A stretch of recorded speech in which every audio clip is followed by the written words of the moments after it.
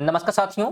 इस वीडियो में हम लोग देखेंगे 13 जून के जो है सेकंड शिफ्ट का एग्जाम हो चुका है और उसमें पूछे गए महत्वपूर्ण प्रश्न जो है हमारे पास आ चुके हैं। उन प्रश्नों को हम लोग क्या है कवर करेंगे। तो जिनका भी एग्जाम अभी तक नहीं हुआ है उनके लिए वीडियो बहुत ज़्यादा इंपॉर्टेंट रहेगी। वो लोग वीडियो को बिल्कुल जो है कंप्लीट ज़रूर देखेंगे। हम लोग जो प्रश्न पूछे गए पेपर में बिल्कुल उनको हम लोग कवर करेंगे, साथ में महत्वपूर्ण फैक्ट को भी देखते हुए चलेंगे। तो वीडियो जो है बहुत ज़्यादा इंपॉर्टेंट यहाँ पे जो है बिल्कुल रहने वाली है, इसलिए वीडियो को आप कंप्लीट देखेंगे। और जो लोग पेपर देकर आए हैं बिल्कुल वो लोग भी देखें कि हाँ क्या जो है हमारे प्रश्न कितने सही हैं। देखिए कहा गया पहला प्रश्न कि कर्क रेखा निम्नलिखित में से किस भारतीय राज्य से होकर नहीं गुजरता। हमेशा क्वेश्चन को कंप्लीट पढ़िएगा। राजस्थान, उड़ीसा, छत्तीसगढ़, त्रिपुरा, इस प्रकार से कुछ ऑप्शन आपके पेपर में दिए गए थे, जिसमें से राइट ऑप्शन जो है बिल्कुल यहाँ पे बी जो है हो जाएगा। उड़ीसा से जो है नहीं गुजरता है। देखिए अगर हम कर्क रेखा की बात करेंगे तो कर्क रेखा जो है 8 राज्यों से होकर गुजरता है। कितने राज्यों से? 8 राज्यों से। बात कर लेते हैं कौन कौन है। देखिए पहले नंबर पे आता है मिजोरम। ठीक है, मिजोरम हो गया। इसके अलावा जो है त्रिपुरा, आप ध्यान रखेंगे, त्रिपुरा हो गया। इसके अलावा जो हम लोग बात करेंगे वेस्ट बंगाल की। ठीक है, वेस्ट बंगाल से होकर गुजरता है। राजस्थान की हम लोग बात कर लेते हैं, राजस्थान से होकर गुजरता है। इसके अलावा जो है गुजरात की बात हम लोग कर लेते हैं। ठीक है, एमपी की बात कर लेते हैं, मध्य प्रदेश है। ठीक है, छत्तीसगढ़ की बात करेंगे, किसकी बात करेंगे? छत्तीसगढ़ की। ठीक है, तो छत्तीसगढ़ ध्यान रखेंगे। इसके अलावा जो है झारखंड से, कहां से? बिल्कुल झारखंड से भी क्या होता है तो ये जो है होकर गुजरता है। ठीक है, तो ये जो है कुल हमारे 1, ठीक है 1 हो गया, 2 हो गया, 3, 4 की बात करेंगे, 5, 6, 7 और 8, इन राज्यों से कर्क रेखा जो है होकर गुजरता है। उड़ीसा से नहीं गुजरता है, बिल्कुल ध्यान रखें। आगे हम लोग बात करेंगे 2011 की जनगणना से प्रश्न पूछा गया कि 2011 की जनगणना के अनुसार भारत में किस जो है केंद्र शासित प्रदेश का लिंगानुपात सबसे कम है। बिल्कुल 2011 की जनगणना से भी पूछे जा रहे हैं प्रश्न। तो सबसे कम जो है उसमें दर्ज किया गया दमन और दीव का। ऑप्शन बिल्कुल सी हो जाएगा। दमन और दीव का लिंगानुपात सबसे कम था। पूछे अगर कितना अगले एग्जाम में, अगर अगले शिफ्टों में, तो 618 जो है यहाँ का लिंगानुपात है।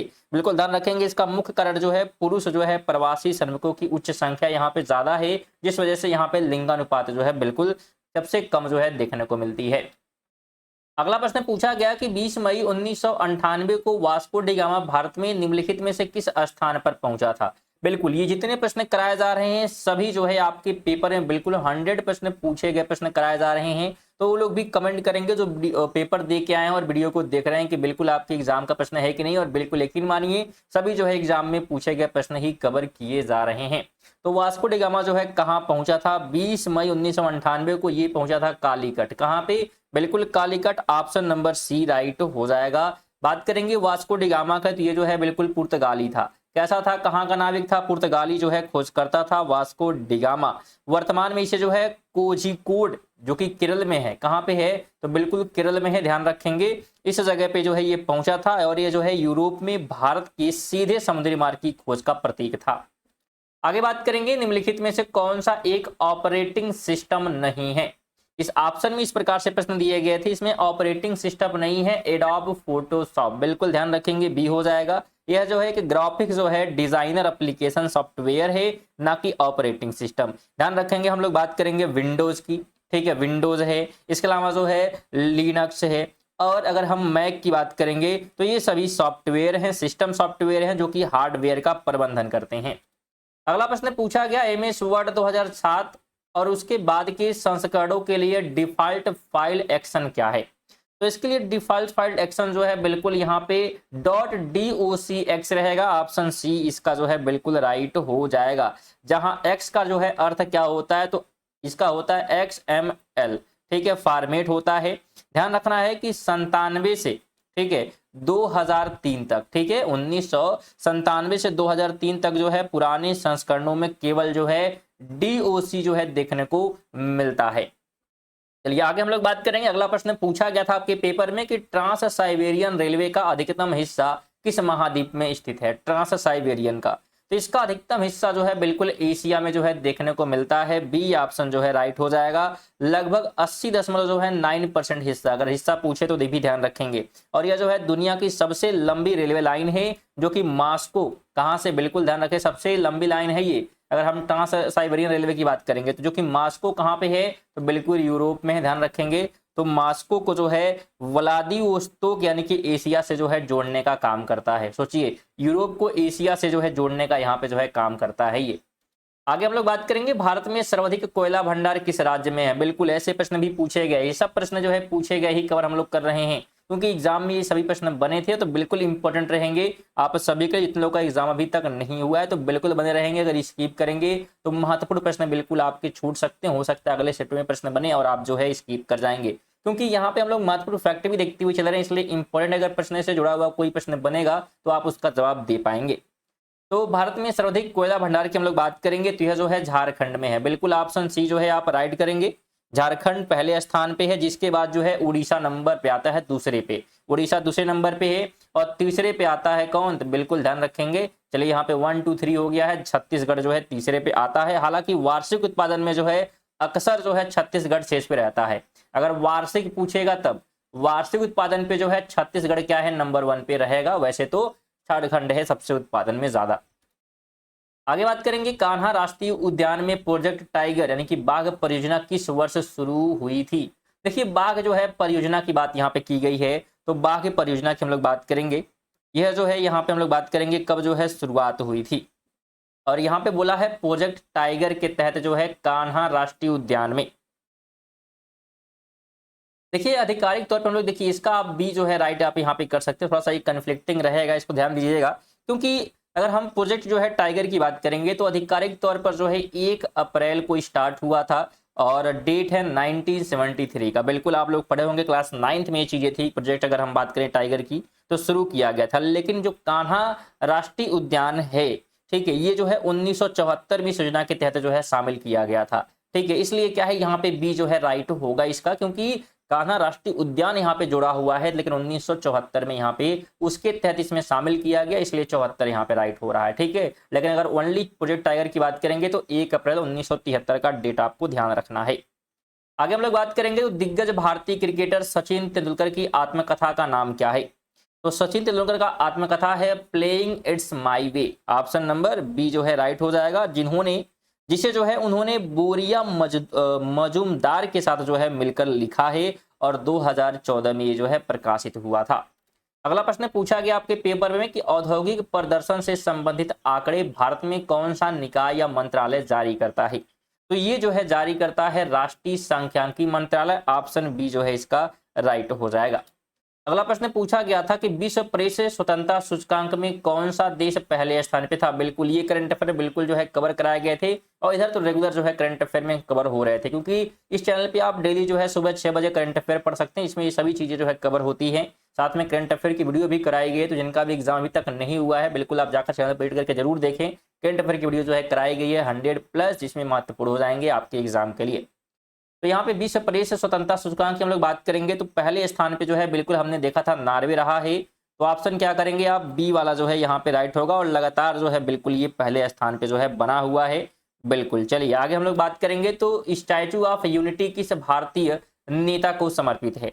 स्टैचू ऑफ यूनिटी से भी प्रश्न आया यहाँ पे, तो सरदार वल्लभ भाई पटेल को क्या है ये समर्पित है। बिल्कुल ध्यान रखेंगे, कहाँ पे है ये, गुजरात में है। कहाँ पे है, तो बिल्कुल गुजरात में ये प्रतिमा क्या है बनाई गई है, केवडिया के पास, और ये जो है 182 मीटर, बिल्कुल ध्यान रखेंगे ऊंचाई, हाइट की बात करेंगे इतनी ऊंची है ये, और दुनिया की सबसे ऊंची प्रतिमा के रूप में जो है ये शामिल है। आगे बात करेंगे poverty and un British rule in India पुस्तक के लेखक कौन है। Poverty and un British rule की बात करेंगे, ये सभी प्रश्न बिल्कुल पूछे गए प्रश्न है, तो दादा भाई नौरोजी यहाँ पे जो है राइट हो जाएगा। तो 1901 में क्या किया गया था, बिल्कुल इन्होंने यह जो पुस्तक है प्रकाशित किया गया, जिसमें धन के निष्कासन के सिद्धांत को समझाया गया। इसमें बिल्कुल वो सभी लोग बिल्कुल कमेंट करेंगे जो लोग पेपर दे के आए हैं, और बिल्कुल कितने प्रश्न जो है उनके क्या है इसमें से सही हैं, तो बिल्कुल आप लोग कमेंट जरूर करिएगा। चलिए आगे हम लोग बात करेंगे तो डॉक्टर बी.आर. अम्बेडकर ने संविधान के किस भाग को भारतीय संविधान की एक अनोखी नवीन विशेषता कहा है। तो यह जो है कहा गया है राज्य के जो है नीति निर्देशक तत्वों को जो है कहा गया है। बिल्कुल सी यहाँ पे जो है राइट हो जाएगा। आगे बात करेंगे वाड़ीवास का युद्ध जो कि 1760 में हुआ, मुख्य रूप से किनके बीच सर्वोच्चता स्थापित करने के लिए हुआ था, यानी किनके बीच हुआ था 1960 का वाड़ीवास का युद्ध। तो यह जो है लड़ा गया था ब्रिटिश और साथ में जो है फ्रांसीसियों के बीच में। तो बी ऑप्शन जो है इसका राइट हो जाएगा। और इसमें ध्यान रखेंगे ब्रिटिश सेना ने जो है फ्रांसीसियों को बहुत ही बुरी तरह जो है हराया था। तो फ्रांसीसी क्या थे, तो यहाँ पे जो है हारने वाले हैं फ्रांसीसी बहुत ही बुरी तरीके से, जिससे भारत में अब फ्रांसीसी साम्राज्य का जो है प्रभाव लगभग खत्म हो गया। अगला प्रश्न पूछा गया कि द्रव्यमान संरक्षण का नियम किसने दिया था। द्रव्यमान संरक्षण के जो है नियम की बात करेंगे तो यह जो है एंटोनी लेओसियर के द्वारा जो है बिल्कुल दिया गया, ऑप्शन सी होगा। कब दिया गया, 1700 जो है 89 में बिल्कुल यह नियम दिया गया था। और उन्हें जो है आधुनिक रसायन विज्ञान के जनक के रूप में जानते हैं। बिल्कुल किस रूप में, आधुनिक विज्ञान के, आधुनिक जो है रसायन विज्ञान के जो है जनक के रूप में हम क्या है इन्हें जानते हैं। आगे बात करेंगे साबुन बनाने के लिए रासायनिक प्रक्रिया को क्या कहते हैं। बिल्कुल साबुन बनाना है तो उसे कहते हैं साबुनीकरण। क्या कहते हैं, बिल्कुल साबुनीकरण। जैसे ध्यान रखना है वसा या तेल की क्रिया किसी क्षार के साथ कराने पर जो है साबुन या ग्लिसरॉल जो है यहाँ पे बनता है। बिल्कुल ध्यान रखेंगे। अगला प्रश्न पूछा गया आपके पेपर में बिल्कुल कि भारत में लिग्नाइट कोयले का सबसे बड़ा भंडार किस राज्य में स्थित है। लिग्नाइट कोयले की बात करेंगे तो ये भंडार जो है बिल्कुल तमिलनाडु में। इस प्रकार से ऑप्शन आपके दिए गए होंगे तो सी जो है बिल्कुल राइट हो जाएगा। और ये जो है 80% यहाँ पे देखने को मिलता लिग्नाइट की हम लोग बात करेंगे तो ठीक है। और साथ में तमिलनाडु का जो है नेवेली क्षेत्र इसके खनन के लिए जो है प्रसिद्ध है। कौन सा क्षेत्र, नेवेली। बिल्कुल ध्यान रखेंगे तमिलनाडु का नेवेली क्षेत्र बहुत ही फेमस है और इसे बूढ़ा कोयला भी कहते हैं। क्या कहते हैं, बूढ़ा कोयला। जो महत्वपूर्ण फैक्ट बिल्कुल आपको बताए जा रहे हैं बहुत ही महत्वपूर्ण रहेंगे, क्योंकि यहाँ सभी प्रश्न क्या है आपके पेपर में पूछे जा सकते हैं। आगे बताया जा रहा है कि भारतीय संविधान का अनुच्छेद 42 किससे संबंधित है। बिल्कुल ये प्रश्न भी पूछा गया। तो 42 की हम लोग बात करेंगे तो काम की न्यायसंगत दशा और प्रसूति सहायता से क्या है ये जुड़ा हुआ है। बिल्कुल बात करेंगे इसके बारे में। तो अनुच्छेद 42 जो है राज्य को निर्देश देता है कि वह काम की उचित दशाएं और महिलाओं का मातृत्व राहत प्रदान करने के लिए उपबंध करे। अगला प्रश्न बिल्कुल कंप्यूटर से पूछा गया आपके पेपर में कि keyboard shortcut alt plus tab का मुख्य कार्य क्या है। अगर हम अल्ट प्लस टैब को एक साथ यूज करेंगे तो इससे होता क्या है, तो खुले हुए एप्लीकेशन के बीच स्विच करना जो है, इसलिए इसका उपयोग जो है हम लोग करते हैं कि बिना माउस का उपयोग किए एक खुले प्रोग्राम से दूसरे पर जो है तुरंत जाने के लिए अल्ट प्लस टैब का उपयोग किया जाता है। आगे बात करेंगे तो राजा धर्मपाल के द्वारा किस प्रसिद्ध विश्वविद्यालय की स्थापना की गई। तो उस विश्वविद्यालय का नाम था विक्रमशिला विश्वविद्यालय। ऑप्शन जो है बी राइट होगा। ध्यान रखना धर्मपाल की हम लोग बात करेंगे तो यह जो है पाल वंश से जुड़ा हुआ है। किससे, तो बिल्कुल पाल वंश से संबंधित है। और 18वीं से जो है 19वीं जो है शताब्दी में यहाँ पे क्या है, तो बिल्कुल ध्यान रखेंगे हम लोग बात करेंगे शताब्दी की। तो 18वें से 19वीं शताब्दी में जो है विक्रमशिला विश्वविद्यालय की स्थापना की गई, जो वर्तमान में बिहार में है। कहाँ पे है, बिल्कुल बिहार में है। और बिहार के कहाँ पे, तो बिल्कुल भागलपुर में है। कहाँ पे है, भागलपुर में। ठीक है, तो ये सब चीजें ध्यान रखेंगे। आगे बढ़ते हैं। और बिल्कुल स्टूडेंट सभी से निवेदन रहेगा कि बिल्कुल लाइक वगैरह अगर नहीं किया तो लाइक जो है करते रहें। शेयर जो है बिल्कुल करेंगे आप सभी लोग। सभी से जो है विशेष तौर पे निवेदन रहेगा कम से कम एक शेयर करके जाइएगा विशेष तौर पे। और सब्सक्राइब अगर आप नहीं किए हैं तो जरूर आप करेंगे, क्योंकि सब्सक्राइब करेंगे तो आपको भी बेनिफिट होगी, क्योंकि आपको नोटिफिकेशन जो है बिल्कुल मिलती रहेगी वीडियो की रेगुलर बेसिस पे। आगे हम लोग बात करेंगे तो मार्च 2025 में घोषित मध्य प्रदेश का 9वां बाघ अभयारण्य कौन सा है। 9वां जो है बाघ अभयारण्य की बात करेंगे तो उसका नाम जो है माधव बाघ अभयारण्य है। ऑप्शन सी जो है राइट हो जाएगा। इसे जो है देश का 98वां, बिल्कुल ध्यान रखेंगे, देश का 98वां जो है यहाँ पे क्या है, और मध्य प्रदेश का जो है 9वां यहाँ पे जो है अभयारण्य घोषित किया गया था। पूरे देश का 98वें नंबर का, मध्य प्रदेश का जो है 9वें नंबर का। बिल्कुल ध्यान रखेंगे, जो है मध्य प्रदेश के शिवपुरी जिले में है। कहाँ पे है, तो शिवपुरी जो है जिले में लोकेटेड है। आगे बात करेंगे 19 मई 2025 को न्यू डेवलपमेंट बैंक में शामिल होने वाला 9वां सदस्य देश कौन सा है। बिल्कुल करंट अफेयर से प्रश्न आपके पेपर में बना कि 19 मई 2025 को न्यू डेवलपमेंट बैंक में शामिल होने वाले अगर हम सदस्य की बात करेंगे तो उसका नाम क्या है, अल्जीरिया। क्या नाम है, बिल्कुल अल्जीरिया। तो सी जो है आप राइट कर देंगे। अगला प्रश्न पूछा गया कौशल विमेल के कारण उत्पन्न होने वाली बेरोजगारी को क्या कहा जाता है। स्किल जो है मिसमैच जो बेरोजगारी होती है तो उसे जो है कहते हैं संरचनात्मक बेरोजगारी। बिल्कुल ऑप्शन क्या करेंगे, बी जो है आप राइट कर देंगे। जब अर्थव्यवस्था में मांग बढ़ती है लेकिन उपलब्ध श्रमिकों का कौशल उद्योग की मांग के अनुसार नहीं होता है तो उसे जो है संरचनात्मक बेरोजगारी कहते हैं। अगला प्रश्न पूछा गया आपके पेपर में कि भारतीय संविधान का अनुच्छेद 226 उच्च न्यायालय को रिट जारी करने की शक्ति किसके विरुद्ध प्रदान करता है? तो यह जो है प्रदान करता है, बिल्कुल ध्यान रखिए, किसी भी व्यक्ति, प्राधिकरण या सरकार के खिलाफ। ऑप्शन क्या हो जाएगा? बिल्कुल सी जो है राइट हो जाएगा। तो ये थी आज के हमारे कुछ जो है बिल्कुल 25 जो है महत्वपूर्ण प्रश्न जो कि सेकेंड शिफ्ट में पूछे गए थे। तो इतने प्रश्न हमें प्राप्त हुए, उसका एनालिसिस बिल्कुल कराया गया, जो प्रश्न आए थे उनका आंसर हमने देखा, महत्वपूर्ण फैक्ट भी देखा। तो इसी बात पे आप सभी लोग जो है बिल्कुल कमेंट यहाँ पे करेंगे कि वीडियो जो है कैसी लगी है, प्यारा सा कमेंट करिएगा, और अच्छी लगी हुई तो लाइक करना बिल्कुल आपका जो है यहाँ पे जिम्मेदारी यहाँ पे बनती है, शेयर करने की जिम्मेदारी बनती है। एक शेयर से आपको कुछ जाएगा नहीं, लेकिन बिल्कुल यहाँ पे कर दीजिएगा, हमको बहुत सारा बेनिफिट मिलेगा। साथ में आप सब्सक्राइब कर लेंगे तो आपको यहाँ बेनिफिट ये होगा कि जब भी वीडियो आएगी नोटिफिकेशन आपको रेगुलर मिलती रहेगी। साथ में सभी निवेदन रहेगा, टेलीग्राम से आप जुड़ सकते हैं अगर पीडीएफ जो है आप प्राप्त करना चाहते हैं, लिंक डिस्क्रिप्शन में है। चलिए इसी के साथ मिलते हैं अगली वीडियो, तक के लिए जय हिंद, वंदे मातरम।